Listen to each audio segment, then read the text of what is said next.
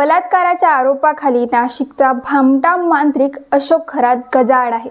दररोज या प्रकरणाशी संबंधित धक्कादायक माहिती उघड होत आहे। अशातच आता अशोक खरातच्या संपत्तीबाबत मोठी माहिती समोर आली आहे। अशोक खरातने फक्त 15 वर्षात कोट्यवधींचं साम्राज्य उभं केले। इतकंच नव्हे तर नाशिकमध्ये आलिशान बंगला, शेकडो एकर जमीन आणि मोठमोठ्या लोकांशी संबंध। पण प्रश्न एकच, इतकी प्रचंड संपत्ती आली कुठून? आज आपण या व्हिडिओत अशोक खरातच्या संपत्ती मागचं रहस्य उलगडणार आहोत। नमस्कार, मी श्वेता, तुम्ही पाहताय आझाद मराठी। सध्या महाराष्ट्रासाठी अशोक खरात हे नाव नवं नाही। स्वतःला कॅप्टन म्हणून घेणारा हा व्यक्ती मर्चंट नेव्हीतून निवृत्त झाल्यानंतर अचानक अंकशास्त्र आणि कॉस्मॉलॉजी एक्सपर्ट म्हणून प्रसिद्ध झाला। गेल्या काही वर्षात त्याने मोठमोठ्या राजकीय नेत्यांपासून ते प्रशासनातील वरिष्ठ अधिकाऱ्यांपर्यंत स्वतःची ओळख निर्माण केली। लोकांच्या भविष्याचा अंदाज लावण्याच्या नावाखाली त्याच्याकडे अनेक जण मार्गदर्शनासाठी येत असत। या सगळ्यात मोठा टर्निंग पॉइंट ठरला तो म्हणजे एका महिलेने केलेल्या लैंगिक शोषणाचा आरोप। या प्रकरणात पोलिसांनी तत्काळ कारवाई करत अशोक खरातला अटक केली। या घटनेनंतर केवळ फौजदारी तपासच नाही तर त्याच्या आर्थिक व्यवहारांचीही चौकशी सुरू झाली आणि इथूनच उघड होऊ लागले अनेक धक्कादायक तपशील।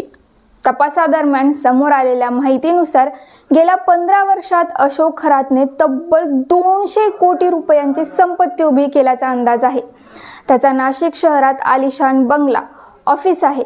पाथर्डी परिसरात सर्वे नंबर 132, 138, 203, 220, 33, 93, 97 मध्ये सुमारे 30 एकर जमीन आहे, ज्याची किंमत 150 कोटींच्या जवळपास आहे। याशिवाय मिरगाव आणि कहांडळवाडी भागातही त्याच्याकडे 45 एकर शेतजमीन असल्याचे उघड झाले आहे। तसेच सिन्नर, ओझर विमानतळ परिसर आणि शिर्डी येथेही मोठ्या प्रमाणात जमीन खरेदी केल्याची माहिती समोर आली आहे। इतकेच नव्हे तर अशोक खरातची पत्नी कल्पना, मुलगी सृष्टी आणि तृप्तबालाच्या नावे पाथर्डी गवळाणे शिवारात स्वतंत्र जमीन आहे, ज्याची एकूण किंमत 30 कोटींहून अधिक आहे।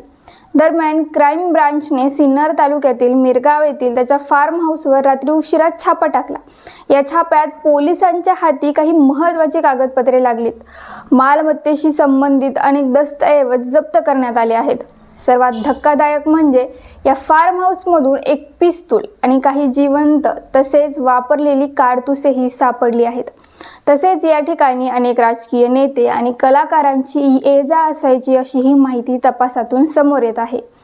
अशोक खरात फक्त एक अंकशास्त्रज्ञ नव्हता, तर त्याने प्रभावशाली लोकांशी जवळीक निर्माण करून एक मोठं नेटवर्क तयार केल्याचा संशय आहे। ईशान्येश्वर मंदिर ट्रस्टचा अध्यक्ष म्हणूनही त्याची ओळख आहे। या सर्व माध्यमातून त्याने स्वतःची प्रतिमा मजबूत केली आणि आर्थिक व्यवहार वाढवले असा आरोप आहे। सध्या अशोक खरात पोलिसांच्या ताब्यात असून तपास अधिक तीव्र करण्यात आला आहे। त्याच्या संपत्तीचा स्रोत, व्यवहार आणि त्यामागचं नेटवर्क उघड करण्यासाठी पोलिसांकडून सखोल चौकशी सुरू आहे। त्यामुळे या प्रकरणात आणखी कोणते मोठे खुलासे होणार आणि खरंच 200 कोटींचं साम्राज्य अशोक खरातने कसं उभं केलं असेल हे येणाऱ्या काळात स्पष्ट होणार आहे। जर तुम्हाला असेच सखोल आणि अपडेटेड न्यूज विश्लेषण पाहायचे असेल तर व्हिडिओला लाईक करा, चॅनल सबस्क्राईब करा आणि बेल आयकॉन दाबायला विसरू नका।